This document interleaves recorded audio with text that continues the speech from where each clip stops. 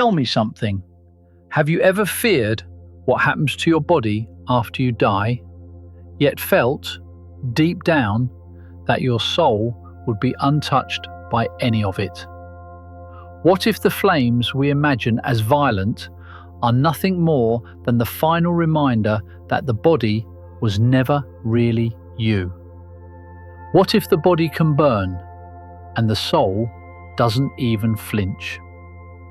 Cayce hinted that in the moments after death, consciousness steps out faster than we think, so fast that the physical shell becomes nothing more than clothing you've already slipped out of.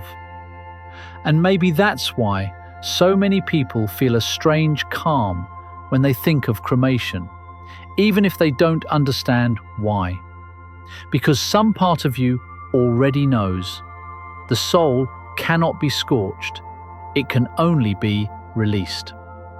And if that's true, then cremation isn't violent, it's a revelation. Which brings us to something far more mysterious than fire itself. Cremation is often spoken about as a physical ending, but what Cayce described, and what many ancient traditions echoed, suggests something far more cosmic.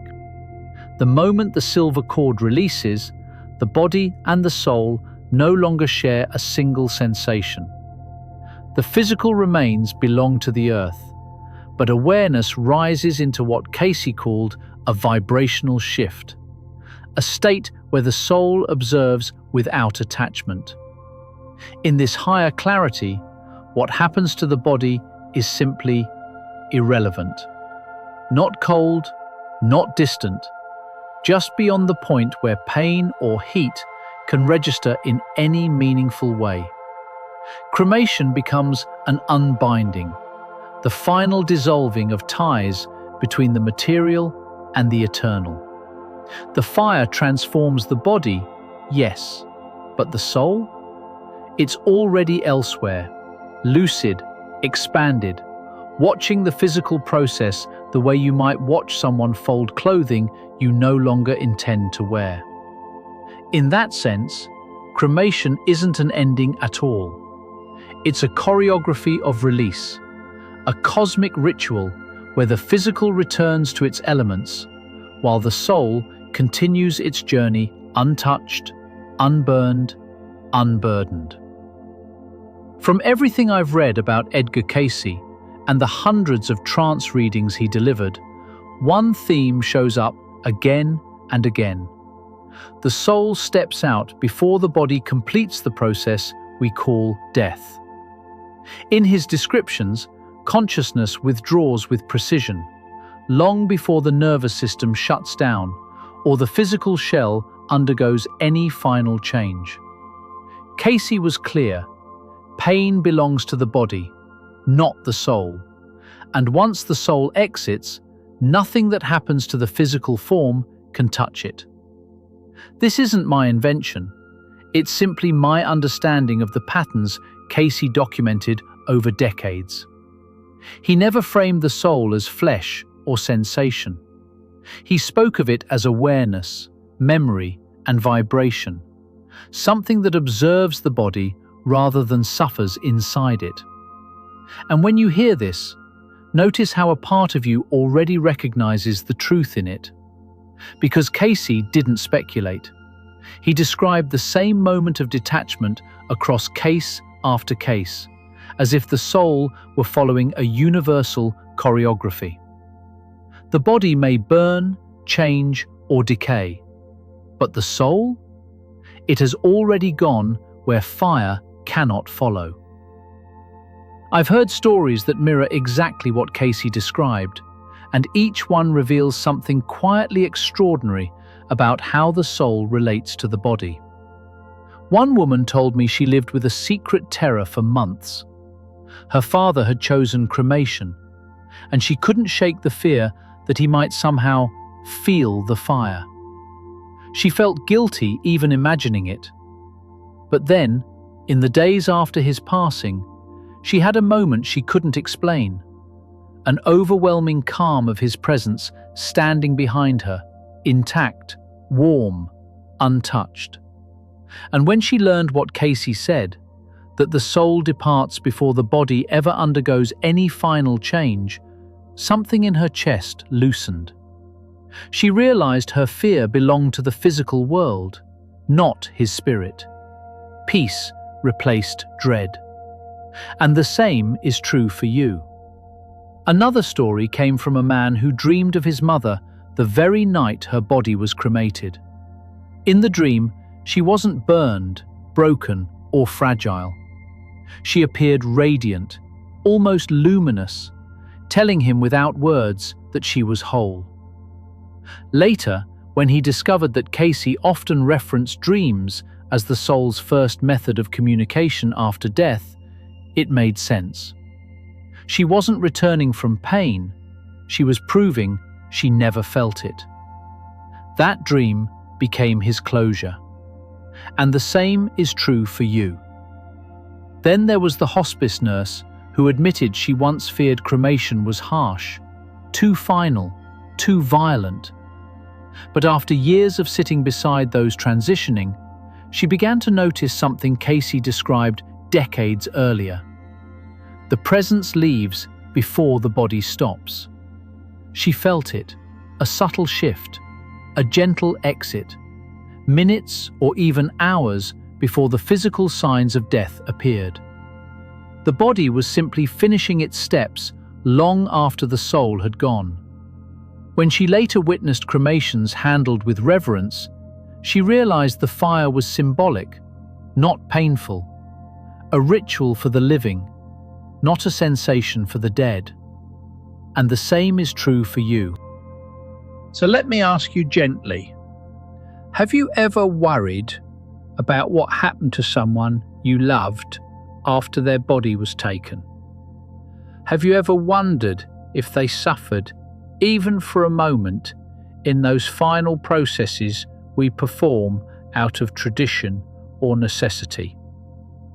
Have you ever felt a presence near you, a whisper of them, a warmth, a brush of memory, and questioned whether it meant something? These stories aren't rare, they're mirrors, and the fears behind them are human, but they are not spiritual.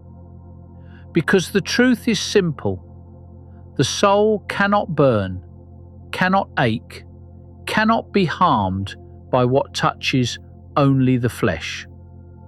Your soul already knows this. Your mind is just remembering. And when you look at everything Cayce described, along with what so many experiences echo, a clear structure begins to form.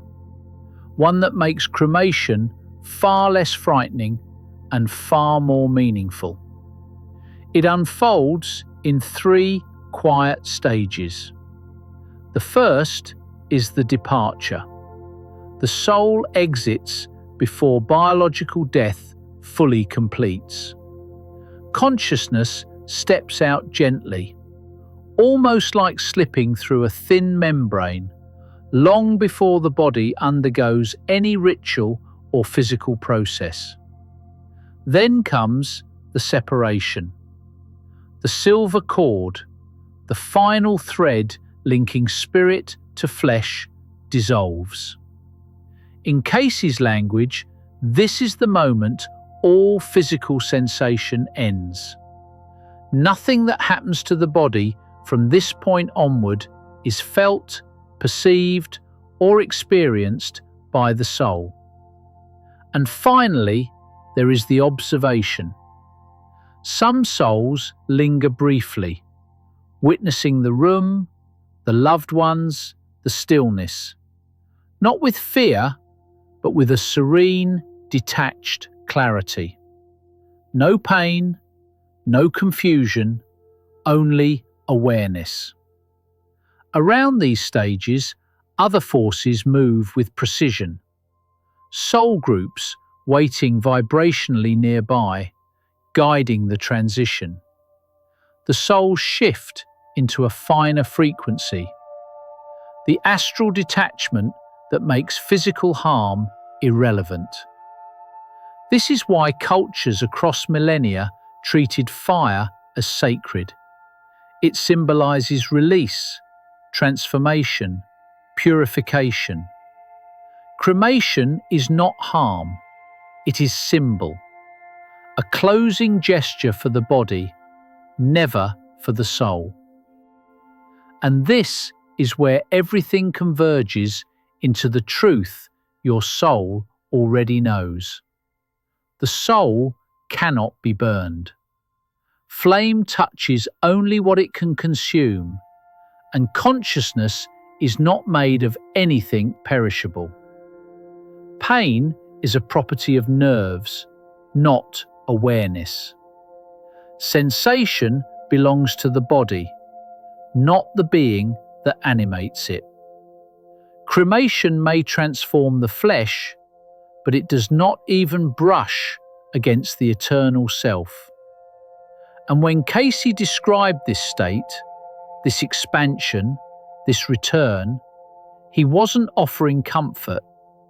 He was describing a reality.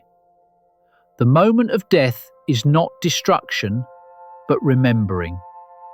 Remembering what you are without the weight of a body, without fear, without limitation. So if you take nothing else from this, take this one line that sits at the heart of Cayce's insight and at the core of every soul that's ever crossed the veil. Nothing eternal can be harmed. And if something inside you softened just now, if a tight place unclenched, if fear loosened its grip, honor that moment. Not for the algorithm, but for your own spirit. If this eased something heavy in you, honor that with a like. Comment a single flame emoji if your soul recognizes this truth. If something ancient within you whispered, "Yes, I remember." And share this with someone who still fears what happens after the last breath. Let them breathe again. Let them know the fire was never the enemy. Because the truth is simple and deeply peaceful. You were never meant to fear the fire. Your soul has always been untouchable, unchanged by any ritual the body undergoes. Cremation doesn't end you, it frees you. It releases what was temporary and reveals what was always infinite. So live boldly, live gently, live knowing that nothing essential about you can ever be harmed, burned, or lost. You are more than this moment, more than this body, more than this lifetime. And as you carry that knowing forward, remember where you heard it. This is the Cayce Chronicles, where the unseen becomes remembered.